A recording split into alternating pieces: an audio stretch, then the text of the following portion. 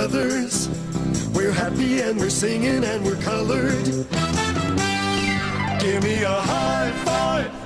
All right, cut and print. Beautiful, guys. Dynamite. That is...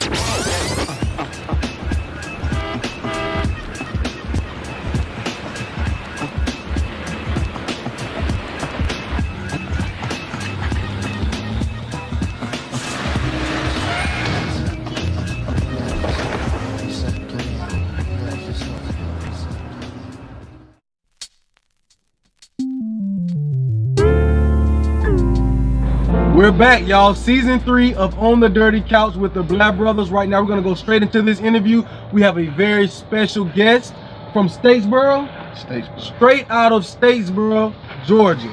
We have Mr. Trent Nesmith on the Dirty Couch. Trent, thank you so much for joining On the Dirty Couch. My pleasure. This is big, man. So we're going to go straight into it. I want you to tell the people who you are and what you're doing and what's your purpose. Okay, my name is Trent Nesmith. I'm running for Georgia's 12th Congressional District.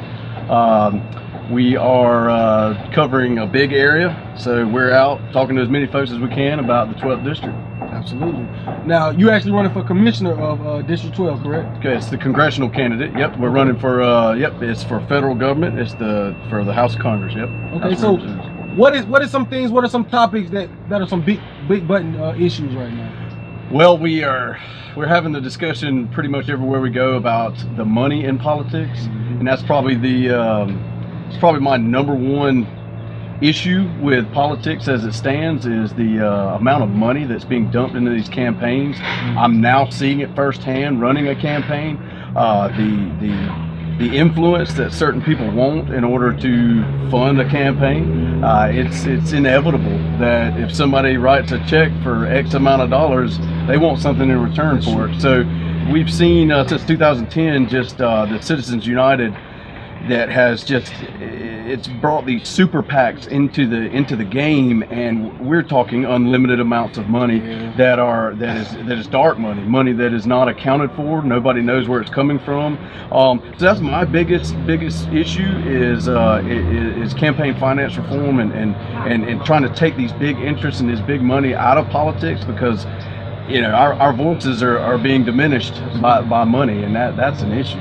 So how do you plan on actually changing that? Well, it's a tough thing to do because it would take a 28th Amendment, and writing an amendment to the Constitution, that's a big deal. Yeah, so but it's necessary, and like I tell folks, just because it's not something I can go vote on currently in the House doesn't mean I shouldn't be screaming it into cameras. Every time I get a voice, I want to bring awareness to this one situation because it intersects with every other platform piece. Every platform piece that any politician has to do with money, and that is just the way it is.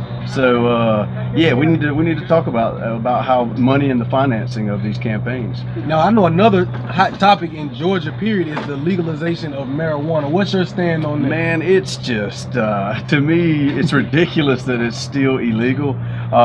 We know that alcohol, for instance, is far more deadly. It is an actual gateway drug. Alcohol is.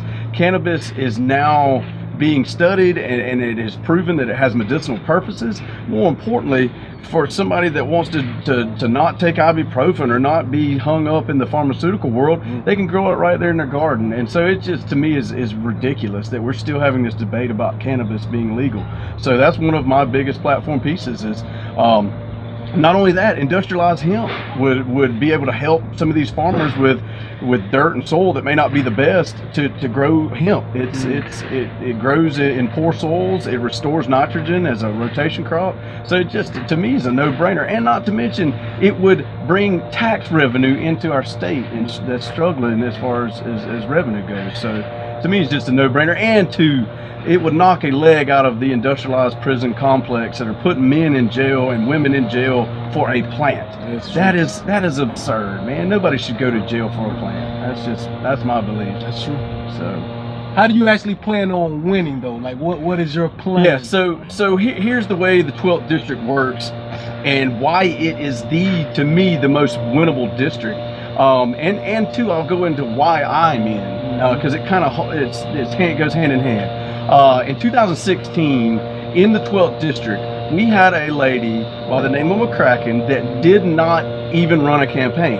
She actually was put on the ballot as an honorary situation. She was not ever intending on being a candidate. She ended up garnering 40% of the vote.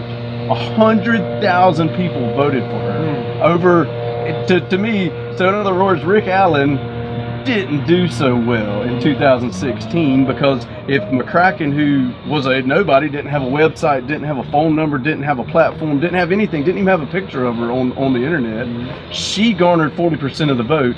I think if somebody gets out and works and actually talks about the issues, we can win this thing. So I was really upset in 2016 not having a choice, and that's not democracy. And so that's one of the main reasons I got in, is when there are no leaders, somebody's got to step up. So that's why I'm here. I'm a roofer in Statesboro. I'm a roofer. Oh, I'm right on Main Street in Statesboro. And I actually roof. I'm not a investment contractor. Somebody that's telling somebody else to do. You actually I'm actually on the roof. So, but I've got a 7 and a 9-year-old that I can't. When we look back at this timeline, when they're 18 and 20, 20 years old, and they ask me, Dad, what did you do while this orange gentleman is tearing our country apart? I want to be able to say, I did something, and like I said, it just they're when there are no leaders, somebody's got to step up. So. I was going to ask you, because with our viewers, this is the first time they're going to see you. Yeah. So they're going to ask, what work have you put in? What groundwork have you put in already? Well, oddly enough, I just left Shabazz over on the east border, I think is what Joe was telling me, at his chicken, he's over at one of the restaurants over there, and he was telling me about a meeting with the mayor when he was trying to get a lot cleaned up, because that area needs some help, man. In other words, I'm out talking to people. I mean, I am tirelessly out. I knock doors almost every weekend. I'm not out pandering to donors. I'm out talking to people that need us. We're struggling to get by as a campaign, but I don't think that. I think we've lost in this country our focus on constituents, the voters, in an effort to just raise the most money. So I'm out. For the viewers that are watching, I'm out in the neighborhoods. We've been down Harrisburg, knocking doors. Been down there twice. I'm all over Augusta, just doing events and trying to talk to as many people as possible, because it's about all of us. We're all in this together, and if we don't, if we don't get out and listen to everybody, not just the donors, we're going to be stuck with this same status quo. So. I was going to ask you, do you have any campaign promises, like anything that I'm going to get this done? Yeah, well, I tell you, I tell folks quite often, I'm not claiming to be this guru of law or being able to write these laws. There are certain things that are sitting currently right now in the House that I can go up and vote yes on. That's the best I can promise, is that I will vote yes for Medicare for all. I'll vote yes on cannabis legalization. I'll vote yes on reinforcing labor laws and non-discrimination laws. I will vote yes on all these. I'll vote yes on women's rights to choose and women's rights to take care of their body and their own health. I will vote yes to these things. I run on a very progressive platform, and I challenge anybody else that wants to step into this primary to stand on a platform and mean what you say. So that's kind of where I'm at. I promise that I'll do exactly what I say I'm going to do. I have to ask this, as far as African Americans and the things and the struggles that we go through. How can you help the African American struggle? Well, the non-discriminatory laws that we need to make sure we reinforce. There's so many things that affect that. One is the cannabis law affects a lot of the black males as far as the industrialized prison complex goes. I mean, we have a lot of fathers and brothers and uncles and that are in prison for a plant. I'm going to take legalization a step further, and we need to expunge a lot of this stuff. That's big. Yeah, so that we can have these men back in our lives doing for the community, helping us as a community and as a district, bring everybody up.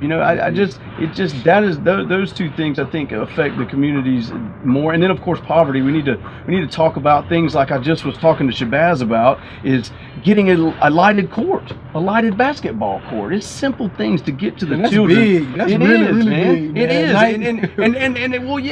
At night, kids get into things, man. I was a kid that got into things. I got in a lot of trouble as a youth, so I can relate to that. And if I didn't have somewhere to put that energy and that time, and then of course we all have to get involved with these kids too. We've got to get out. We got to get out on the lighted basketball court with these kids, and that's what I was explaining to Shabazz. We can't light this court and then no men show up, no leaders show up. We gotta all show up and help our kids, because that's the future. And education isn't just about schoolwork. It's about educating a kid how to handle a charge when he gets knocked on his face. Not stand up and fight, but stand up and be respectful to the sport. You know what I mean? It's those things are huge. So little simple things, lighting the basketball, having a baseball field, in these areas that are lighted, and then having mentors that can come utilize these things. Yeah, it's really sad to see such hardworking people basically preyed upon, in my eyes. I had a run-in with old Sheriff Joe out in Phoenix, Arizona. In 2010, it was starting to become a sheriff's issue and not just an ICE issue. They were allowing the deputies to be out patrolling the same way ICE was, which to me, when they pulled up on site, they neglected the lighter skinned folks, which I thought was ridiculous and a form of discrimination. So I, as a business owner, took offense to this and approached the sheriff's department in Arizona with not very much success, but I did air my grievances with them. Yeah, in fact, we just elected our first black mayor in Statesboro. The first black mayor? First black mayor, yeah, we made history. I was in strong support of him. I knocked doors for him, actually hung a big billboard on the side of my office there on Main Street, and actually caught a little bit of flack about it. I had the folks that gave me grief about it are in that same building, and they had no issue when I had our sheriff on the wall. But as soon as I put Jonathan on the wall, the sheriff is white and the mayor is black. Oh, man. Yeah, So they had a problem with see where I'm going with that. Yeah, so they gave me a little bit of grief about it. So what did I do? I said, all right, that's fine. I'll take it off the building, and then I just installed an awning on the front of the building, and I hung it on the awning, which was even more visible, and probably more people noticed that way anyway. So yeah, I am I'm in strong support of change and people with integrity, and it doesn't matter what color your skin is. I can't pretend to know what it's like to be in another person's skin. All I can do is speak to the white male, because I'm a white male, and that is the group that I feel like I reprimand more than anybody, because we can't change unless we all change, and the only thing I can testify to being is a white male. So that's kind of where I'm at with that. Trent Nesmith, man, you looking good to me. District 12, man, you looking good to me. So what upcoming events do you have coming up? Let's see, February 24th, we're going to be here in Augusta over at the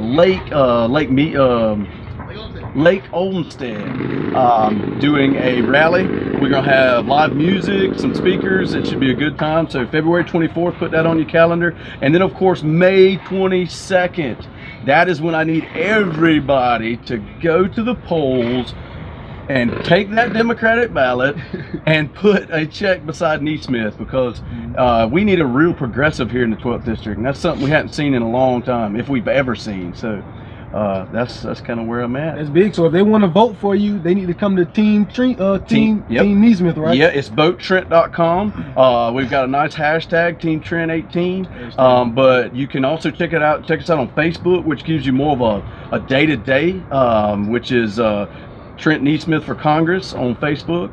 But votetrent.com, you can find everything. That'll link you to everything. We need people to sign up. We need volunteers, and of course, if somebody can throw us a bone, campaigns aren't cheap, But we're not taking money from big interest. We're taking small donations. So yeah, all the help we can get. So do you have an Instagram, Snapchat, and all that good stuff? Yeah. So we don't have a Snapchat currently, but we do have an Instagram, and that's Vote Trent 18. Is the Instagram. The Twitter is also Vote Trent 18. And so yeah, follow us on all that stuff. But if you get to votetrent.com, it can lead you to all that stuff. We need everybody. Gosh, man, right now, the way politics are, it's not something that we can be proud of. And I'd like for politicians to at some stage be respected, and right now, it's looking it ain't looking good. So right now, man, if you like what you hear on the Dirty Couch, we want you to vote for Mr. Trent Nesmith. Vote for him. And again, that date is what? May 22nd. And then again in November, I'll need you. But let's get through this first one, May 22nd. Check, grab the Democratic ballot and check Nesmith, May 22nd. Well, thank you so much for joining on the Dirty Couch, man. Thank you. It's a pleasure. It's been another Black Brothers production on the Dirty Couch with the Black Brothers.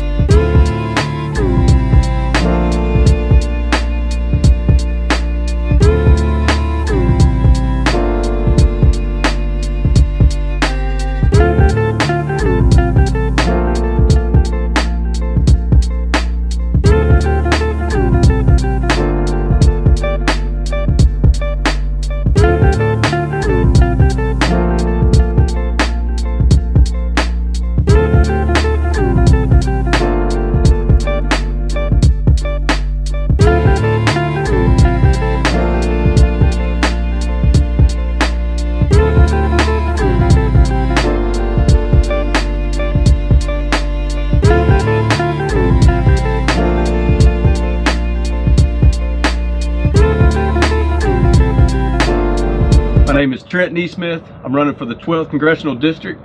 I need your vote. May 22nd, go to the ballot, pick up the Democratic ballot, go in the booth, and check Nesmith. May 22nd. Check us out at votetrent.com or at our Facebook page at Trent Nesmith for Congress. We've got an Instagram and a Twitter account at VoteTrent18. But check us out. I've officially done the Dirty Couch with the Blair Brothers.